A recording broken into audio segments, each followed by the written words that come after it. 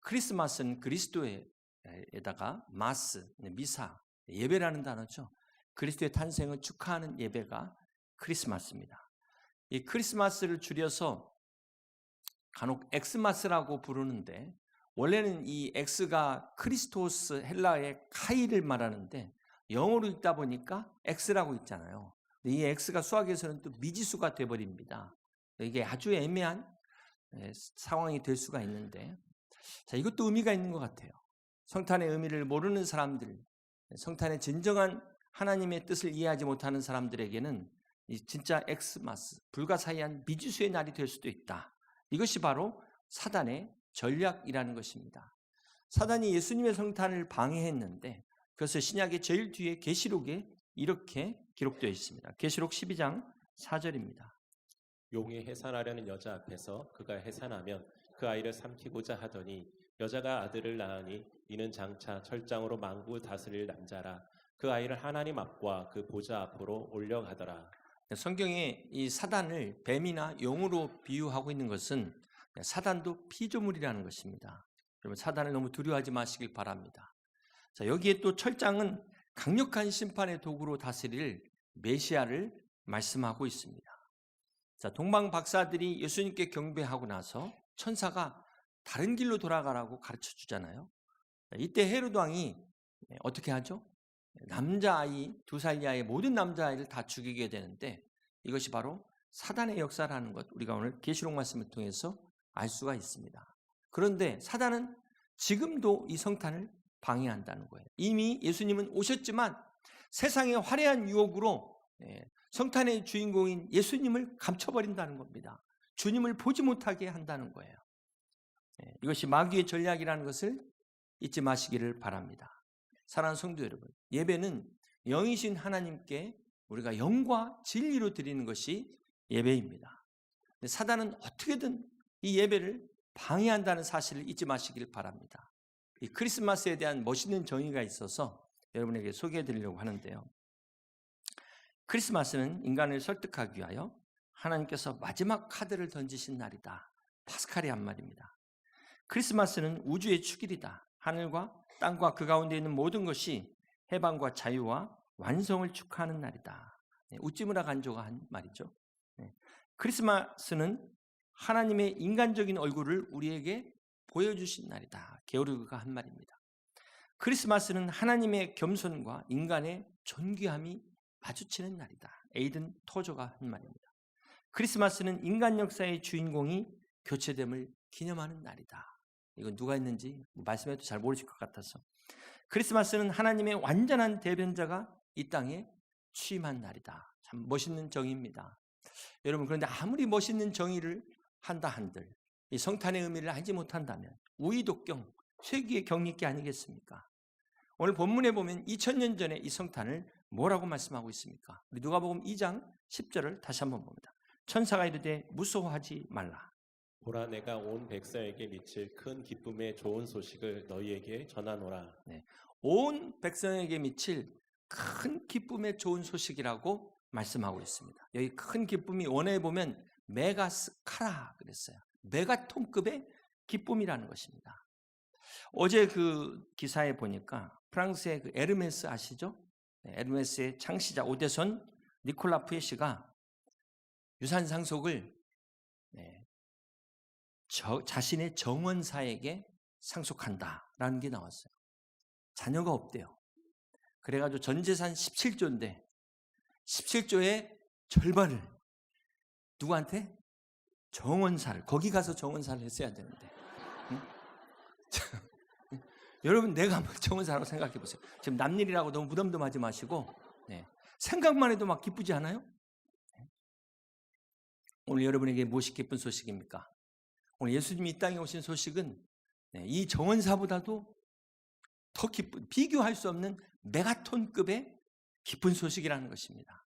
그렇습니다. 성탄의 소식은 세상의 그 어떤 소식보다도, 우리 자녀가 수능 만점 맞은 그 소식보다도 더 기쁜, 더 큰 소식인 것을 믿으시길 바랍니다.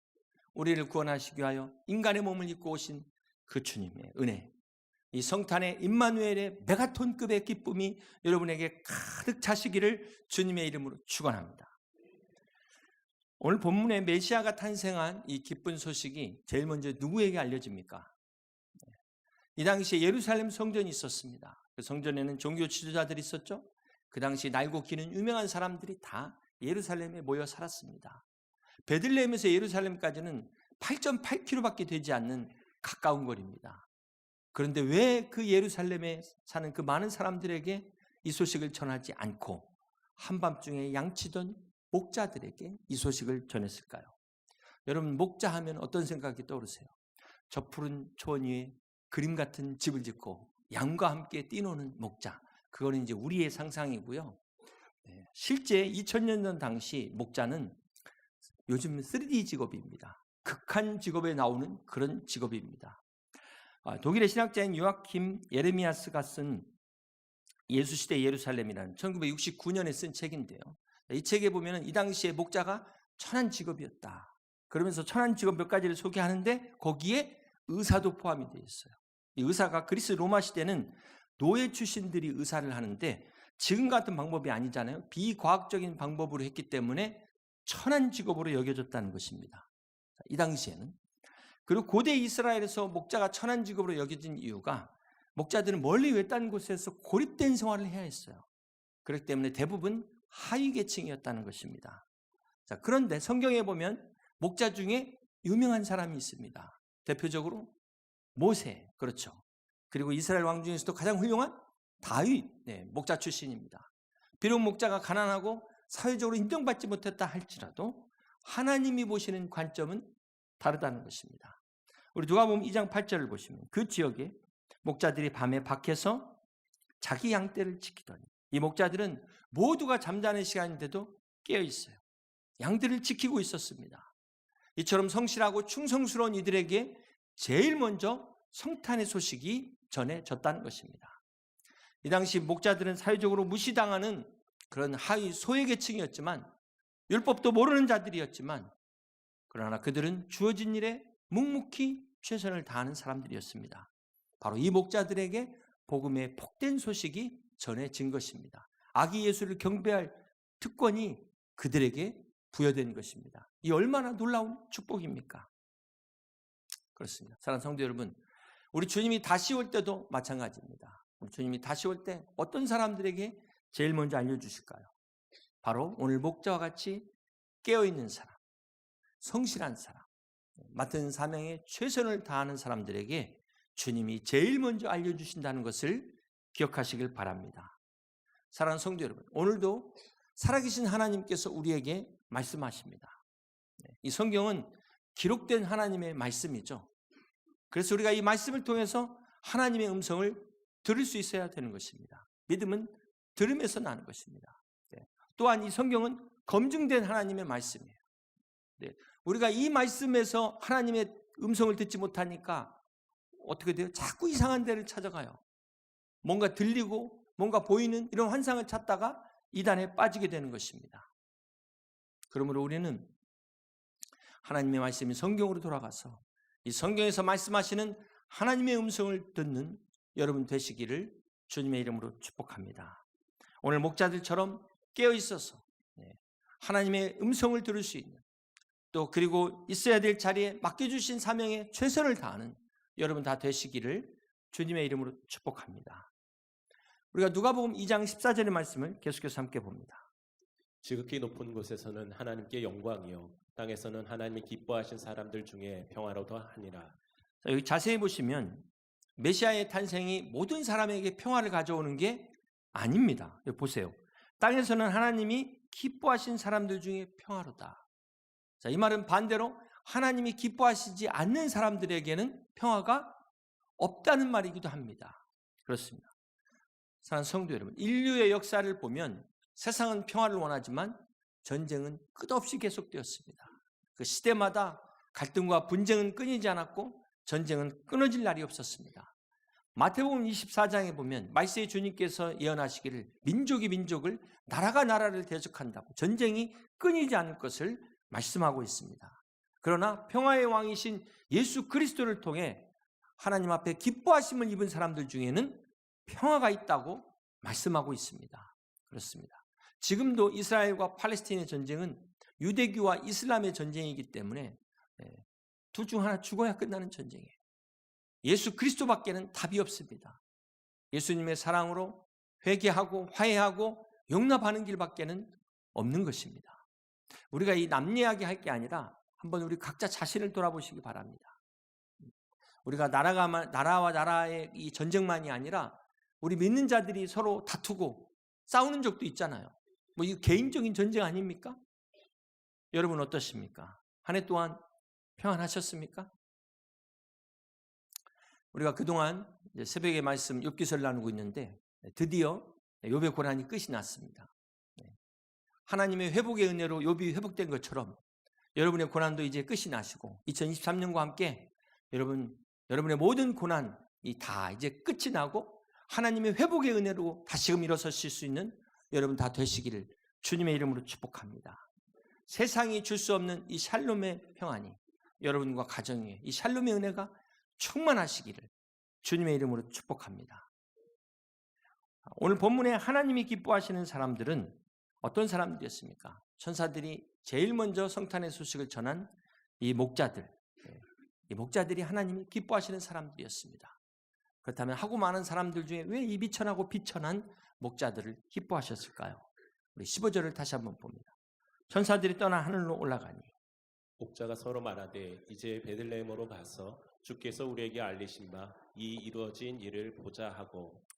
목자들은 지금 천사가 전한 성탄의 소식을 의심하지 않고 그대로 믿었습니다. 자, 믿고 어떻게 했죠? 16절 함께 봅니다. 빨리 가서 마리아와 요셉과 그의 누인 아기를 찾아서. 천사의 소식을 들은 목자들은 가만히 있지 않았어요. 빨리 가서 베들레헴으로 달려갔다는 것입니다. 목자들은 대제사장과 이 서기관 바리새인들보다 성경을 알지 못하는 사람들이에요. 그럼에도 불구하고 그들은 즉시 순종했다는 것입니다. 하나님의 음성을 듣고도 주저하지 않았다는 것입니다. 이것이 오늘 목자들이 하나님이 기뻐하신 이유라는 거예요. 이 목자들을 통해서 우리가 배워야 될 교훈이 무엇입니까?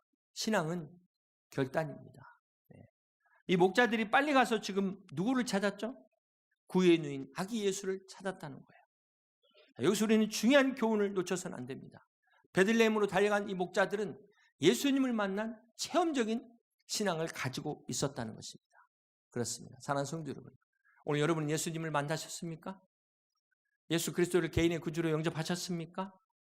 어떤 분들은 이 교회에 와서 정작 만나야 될 예수님을 만나지 못하고 사람만 보고 가는 분 계세요. 물론 사람도 만나고 교제도 해야 되지만 중요한 것은 예수님과의 만남, 이것이 바로 예배인 것입니다. 오늘도 예배를 통하여 말씀을 통하여 주님을 만날 수 있는, 주님과 교제하는 여러분 다 되실 수 있기를 주님의 이름으로 축복합니다. 사랑하는 성도 여러분, 크리스마스는 주님의 영광을 보는 날입니다. 요한복음 18절에 보시면 본래 하나님을 본 사람이 없으되 아버지 품속에 있는 독생하신 하나님이 나타내셨느니라. 볼 수 없는 하나님을 볼 수 있도록 말씀이 육신되어 성육신하신 그분이 바로 오늘 우리가 믿는 예수 그리스도이십니다. 우리가 이 예수님을 통해서만이 하나님 앞에 나아갈 수 있고 하나님을 볼 수 있는 것입니다.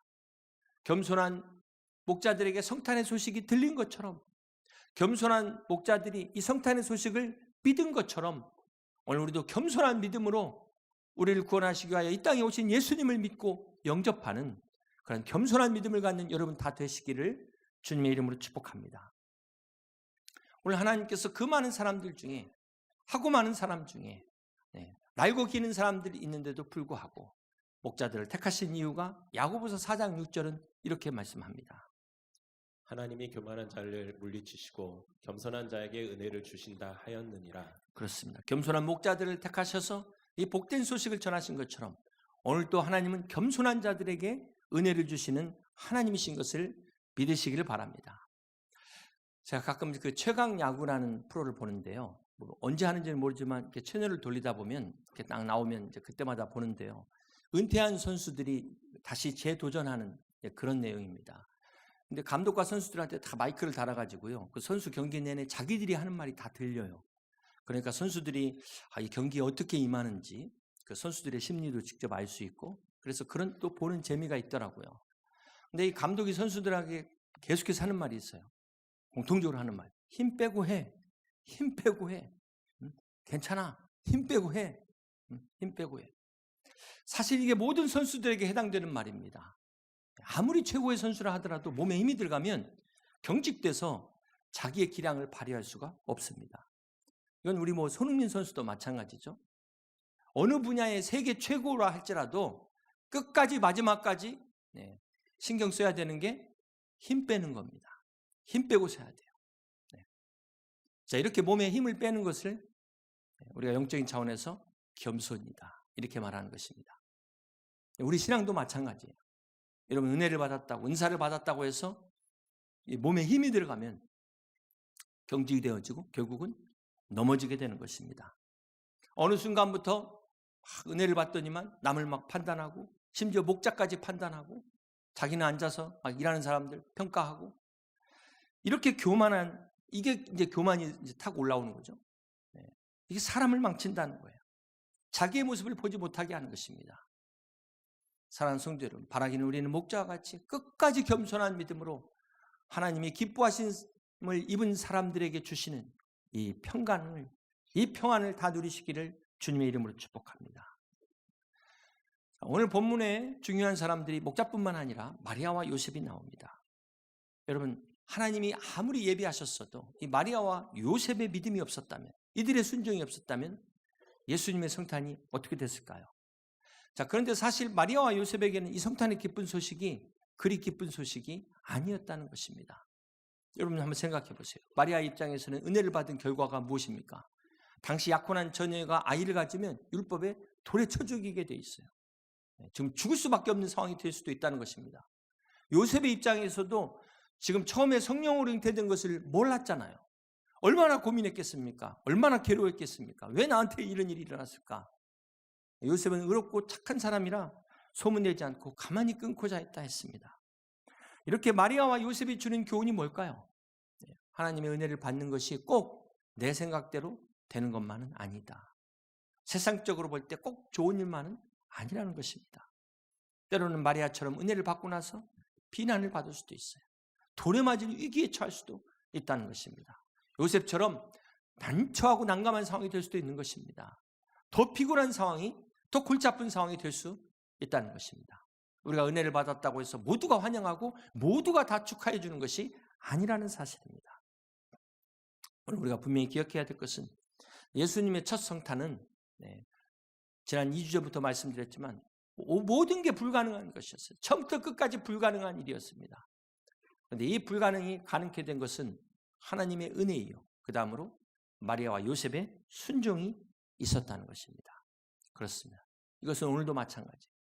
오늘도 우리의 삶에 하나님의 놀라운 역사가 일어나기에는 하나님의 은혜가 있어야 되는 것입니다. 그리고 그 다음에 믿음의 사람들의 순종이 따라야 되는 것입니다. 가만히 앉아가지고 되기를 바라는 것은 하나님의 뜻이 아닙니다. 사랑하는 성도 여러분, 오늘 또 예수 그리스도를 통한 이 구원의 역사, 이것이 어떻게 이루어집니까? 하나님의 은혜와 우리의 순종을 통해서 이루어진다는 사실을 잊지 마시기를 바랍니다. 우리는 이 성탄절, 우리는 즐거워하고 메리 크리스마스 기뻐하지만 우리 주님의 입장을 한번 생각해 보세요. 과연 주님도 우리처럼 기뻐하셨을까요? 오늘 그 마음을, 어제 경건 말씀이죠. 빌립보서 2장 5절은 예수님의 마음을 이렇게 말씀합니다. 너희 안에 이 마음을 품으라. 곧 그리스도 예수의 마음이니 그는 근본 하나님의 본체시나 하나님과 동등됨을 취할 것으로 여기지 아니하시고 오히려 자기를 비워 종의 형체를 가지사 사람들과 같이 되셨고 사람의 모양으로 나타나사 자기를 낮추시고 죽기까지 복종하셨으니 곧 십자가에 죽으심이라. 이것이 바로 성탄절에 임마누엘 오신 예수 그리스도의 마음이라는 것입니다. 이처럼 예수님이 인간이 되셨다는 것은 엄청난 복이에요. 하늘의 해분의 가장 높은 하나님 보좌에서 이 땅의 가장 낮은 베들레헴 외양간 구유에 오신 주님의 희생이라는 것입니다. 이거는 세상의 영광이 아니라 하늘의 영광을 포기한 거예요. 세상의 명예가 아니라 하늘의 명예를 포기한 것입니다. 여러분, 이건 세상의 자존심이 아니라 하나님의 자존심을 포기하고 다 내려놓고 버리고 우리와 같이 되신 것이 크리스마스인 것입니다. 결코 주님의 입장에서는 메리 크리스마스가 될 수 없습니다. 그럼에도 불구하고 주님이 우리를 너무나 사랑하셔서 기꺼이 순종하시고 희생하셨습니다. 예수님도 순종하셨는데 이 성탄은 예수님의 순종으로 말미암아 우리에게 주어진 은혜요 축복이라는 사실을 잊어서는 안 될 것입니다. 주님도 하나님이시면서 기꺼이 순종하셨는데 오늘 우리는 어떻게 해야 될까요? 이 주님을 본받아서 믿음의 순종으로 말미암아 우리에게 구원의 역사와 생명의 역사와 기적의 역사, 능력의 역사가 일어나는 여러분 되시기를 주님의 이름으로 간절히 축원합니다. 마지막으로 우리가 또 생각해 봐야 될 것은 천사의 음성을 들은 목자들이 빨리 가서 예수님을 보게 됩니다. 경배합니다. 그리고 어떻게 하죠? 16절 빨리 가서 마리아와 요셉과 구에 누인 아기를 찾아서 보고 천사가 자기들에게 이 아기에 대하여 말한 것을 전하니 보고 천사가 자기들에게 이 아기에 대해 말한 것을 어떻게 했다고요? 그렇습니다. 성탄의 놀라운 소식을 전했다는 것입니다. 이것이 바로 전도입니다. 사랑하는 성도 여러분, 크리스마스는 주님의 영광을 본 우리들이 세상에 주님의 영광을 선포하는 날입니다. 전하는 날입니다. 우리끼리만 즐기면 안 되는 거예요. 여러분만 즐기면 안 된다는 겁니다. 여러분의 온 가족이 여러분 이웃들과 함께 성탄의 기쁨을 나눠야 되는 것입니다. 그러기 위해서 우리가 전해야만 되는 것입니다. 여러분 한번 생각해 보세요. 만약입니다. 만약 여러분이 사형 선고를 받고 병원에 갔더니 선고받고 죽을 날만 기다리는데 어떤 의사를 만나가지고 병을 고쳤어요. 여러분이 만약 그 상황이라면 어떠실까요? 얼마나 기쁘고 얼마나 감사할까요? 입이 마르도록 그 의사 선생님 칭찬할 거예요. 막 자랑하고 시키지도 않는데 그 병원 홍보하고. 하물며 우리가 예수 그리스도를 믿고 거듭나 영원한 생명을 얻었는데 어떻게 찬양하지 않을 수 있습니까? 어떻게 감사하지 않을 수 있습니까? 어떻게 이 기쁨을 나만 가지고 있을 수 있겠습니까? 이것이 기적 아니겠습니까? 사랑하는 성도 여러분, 오늘 이 복된 성탄절을 우리끼리만 보내는 것은 하나님이 기뻐하시지 않습니다. 그럼 우리는 함께 이 기쁨을 나눠야 됩니다. 그러기 위해서 함께 이 복음을 전해야 되는 것입니다. 이제 말씀을 정리합니다. 사랑하는 성도 여러분, 인류의 역사는 예수 그리스도의 탄생을 기점으로 해서 BC와 AD로 나뉘어집니다. 오늘 성탄절이 여러분의 인생의 BC와 AD를 나누는 구분하는 터닝 포인트가 되시기를 주님의 이름으로 축복합니다. 하나님의 아들이신 예수 그리스도께서 우리를 구원하시기 위하여 베들레헴의 작은 그 시골 마을에 구유에 오셨습니다. 그 주님이 오늘 우리 인생에 찾아오셨어요. 여러분에게 찾아오셨습니다. 그 주님의 성탄이 2000년 전의 역사적인 성탄이 오늘 내 인생에 나의 성탄이 될 수 있기를 주님의 이름으로 축복합니다. 오늘 경건 말씀을 보면 사도 바울이 이렇게 고백합니다. 빌립보서 3장 7절입니다. 그러나 무엇이든지 내게 유익하던 것을 내가 그리스도를 위하여 다 해로 여길 뿐더러 또한 모든 것을 해로 여김은 내 주 그리스도 예수를 아는 지식이 가장 고상하기 때문이라. 내가 그를 위하여 모든 것을 잃어버리고 배설물로 여김은 그리스도를 얻고 그 안에서 발견되려 함이라고 고백하고 있습니다. 사랑하는 성도 여러분, 이 그리스도를 발견한 바울의 고백이 바울만의 고백이 아님을 믿으시길 바랍니다. 그리스도의 사랑을 깨달은 사람들의 고백입니다. 오늘 저와 여러분의 고백이 되시기를 주님의 이름으로 축복합니다. 이 그리스도의 진정한 가치를 깨닫고 보니까 세상에 화려했던 것들이 그냥 너무 시시해지는 거예요. 세상의 영광이 배설물처럼 여겨진다는 것입니다. 그렇습니다. 사랑하는 성도 여러분, 우리에게 영생을 주시기 위하여 이 땅에 오신 주님은 임마누엘로 우리와 영원히 함께 하시기 위하여 이 땅에 오셨습니다. 그 임마누엘의 주님은 우리가 고통당하는 중에도 우리와 함께 하심을 믿으시길 바랍니다. 여러분이 병들었어도 실패했어도 그때도 주님은 여러분과 함께 하십니다. 여러분이 병상에서 외롭게 고독한 중에 혼자 예배드릴지라도 그때도 주님은 여러분과 함께 하십니다.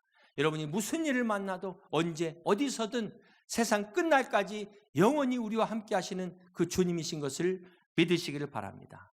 오늘 우리가 복된 성탄 주일을 맞아서 이미 오신 주님과 함께 다시 오실 주님을 맞이할 수 있는 여러분 다 되시기를 주님의 이름으로 축복합니다.